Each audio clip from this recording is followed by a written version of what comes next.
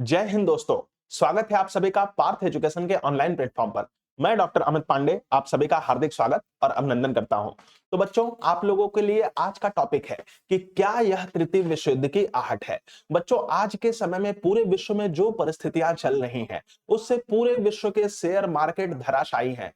कल बच्चों, अगर आप लोगों ने देखा हो, आज की स्थिति का तो मुझे अभी नहीं पता है। हालांकि मुझे ये पता है कि भैया सुबह निफ्टी, भारत का जो बेंचमार्क इंडेक्स है निफ्टी 50, जिसमें भारत की 50 बड़ी कंपनियों के शेयर लिस्टेड हैं, वह सुबह 200 पॉइंट ऊपर था। लेकिन कल तक बच्चों यह स्थिति थी कि भारत का बेंचमार्क इंडेक्स निफ्टी 26,300 के लेवल से टूट करके कल 24,900 तक के लेवल पे पिछले एक हफ्ते में पहुंच चुका है। तो ऐसी क्या बात है बच्चों, पूरे विश्व के स्टॉक एक्सचेंजों को किस बात का डर है, किस कारण से पूरे विश्व में घबराहट का माहौल है, कौन सी ऐसी चीजें चल रही हैं जिसके कारण भैया पूरे विश्व की अर्थव्यवस्था हिली हुई है। इन्हीं चीजों को हम लोग समझने का प्रयास करेंगे। देखिए बच्चों, ग्रीनलैंड का जो भी इशू है, ग्रीनलैंड की जो भी क्राइसिस है, उसके बारे में कल की करंट अफेयर्स की कक्षा में यानी 20 जनवरी 2025 को जो सुबह 8 बजे करंट अफेयर्स की क्लास हुई थी, उसमें मैंने आप लोगों को विस्तार से समझाया था। आज बच्चों हम लोग ये समझने का प्रयास करेंगे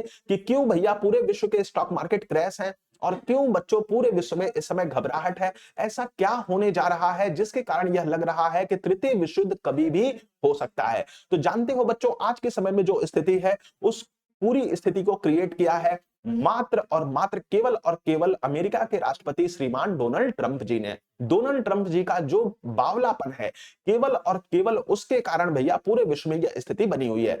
बच्चों, परसों श्रीमान डोनाल्ड ट्रंप जी ने एक फोटो रिलीज की, ठीक है, एक फोटो रिलीज की और उस फोटो में बच्चों वो यूएसए का झंडा थामे हुए हैं और यूएसए के झंडे को वो ग्रीनलैंड की धरती पर गाड़ रहे हैं। इसका मतलब है कि उन्होंने अप्रत्यक्ष रूप से सभी लोगों को यह संदेश दे दिया है कि भैया ग्रीनलैंड यूएसए का है और ग्रीनलैंड को वह डेनमार्क से लेकर के रहेगा। आज के समय में भैया ग्रीनलैंड पर अधिकार है किसका? डेनमार्क का है, ठीक। और यूएसए ने अभी तक बच्चों ये कहा था, मतलब डोनाल्ड ट्रंप जी ने अभी तक ये कहा था कि अगर इस काम के लिए मुझे अपनी सेना उतारनी पड़ती है और ग्रीनलैंड पर फोर्सफुली कब्जा करना पड़ता है तो उसमें भी मैं बिल्कुल भी हिचक नहीं रखूंगा, मैं अपनी सेना भेजकर ही सही, लेकिन अगर ग्रीनलैंड पे मुझे अधिकार करना पड़ा तो मैं जरूर करूंगा, चाहे कुछ हो जाए। ठीक है, ग्रीनलैंड की क्या स्ट्रेटेजिक इंपॉर्टेंट है, क्या महत्व है अमेरिका के लिए, ये कल की क्लास में मैंने बताया था, तो आप लोग देख लीजिएगा। आज हम लोग केवल इतना ही जानेंगे कि क्यों मैं कह रहा हूं कि क्यों, क्या यह तृतीय विश्व युद्ध की आहट है। तो जानते हो बच्चों, ग्रीनलैंड के समर्थन में, ठीक है, आप लोगों को पता होगा कि ग्रीनलैंड बच्चों, ग्रीनलैंड मतलब जिसके अधिकार में है, जिसका नाम है डेनमार्क। तो डेनमार्क बच्चों नाटो देशों के समूह का हिस्सा है और आप लोगों को पता होगा बच्चों कि नाटो 32 देशों का समूह है। कितने देशों का समूह है बच्चों? 32 देशों का समूह है। नाटो में बच्चों सभी यूरोप के कंट्रीज हैं, 31 देश यूरोप के हैं और बच्चों केवल और केवल एक देश जो कि यूरोप का नहीं है वह है स्वयं संयुक्त राज्य अमेरिका, यानी स्वयं यूएसए।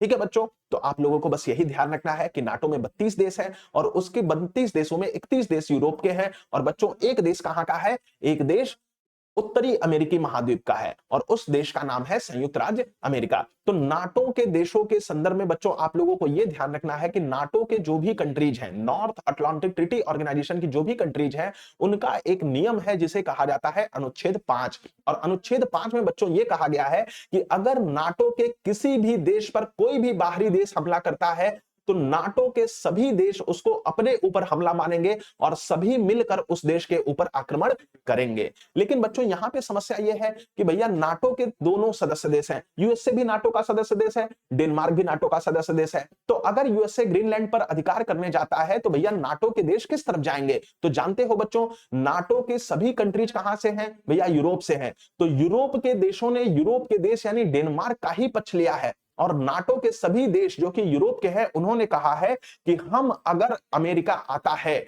तो भैया हम अपनी सेना अमेरिका के विरुद्ध भेजेंगे। समझ में आ रहा है? इसका मतलब बच्चों यूएसए का सीधा युद्ध हो जाएगा अमेरिका के साथ।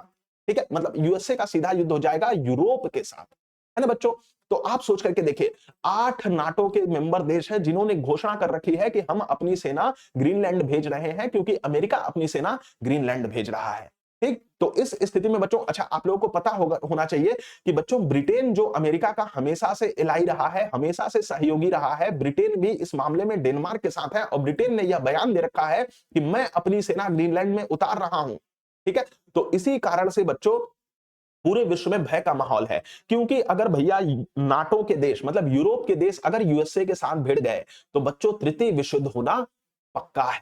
ठीक, लेकिन मान लीजिए कि अगर अमेरिका नाटो के मतलब अब अगर अमेरिका ग्रीनलैंड के ऊपर कब्जा कर भी ले, नाटो के देशों से उसका युद्ध भी हो जाए और उसके बाद भी भैया अगर विश्व युद्ध ना हो तो भी बच्चों बात यहां पे खत्म नहीं होगी। तब आप सोच करके देखिए कि होगा क्या। तब बच्चों आप लोगों ने चीन देश का नाम सुना है। चीन के ठीक नीचे बच्चों एक छोटा सा श्रीलंका के बराबर का, दिल्ली के बराबर का एक देश है जिसका नाम है ताइवान। और चीन कहता है कि ताइवान मेरा है ना, जबकि ताइवान कहता है कि मैं एक स्वतंत्र देश हूं। ठीक है बच्चों, तो उस स्थिति में चीन के पास यह अधिकार हो जाएगा कि भैया वह ताइवान के ऊपर अटैक कर दे, क्योंकि आज के समय में अगर चीन को ताइवान पर कब्जा करने से किसी ने रोक रखा है तो वह स्वयं अमेरिका है। लेकिन अगर भैया अमेरिका खुद ही सभी देशों के ऊपर अटैक करके उन पर कब्जा कर रहा है तो भैया चीन को कौन रोकेगा। चीन के पास भी भैया कोई यह नैतिक बल हो जाएगा कि भाई अगर आप खुद ही चोरी कर रहे हो, अगर आप खुद ही चोर हो तो आप मुझे चोरी करने से कैसे रोक सकते हो, आप मुझे चोरी न करने का ज्ञान कैसे दे सकते हो, है ना बच्चों। तो अमेरिका के पास कोई इथिकल बल या कोई इथिकल फोर्स या नैतिक बल नहीं बचेगा कि भैया वह चीन को यह मना कर सके कि तुम ताइवान के ऊपर कब्जा मत करो। तो उस स्थिति में बच्चों चीन ताइवान के ऊपर कब्जा कर सकता है। रूस के पास बच्चों यह अधिकार आ जाएगा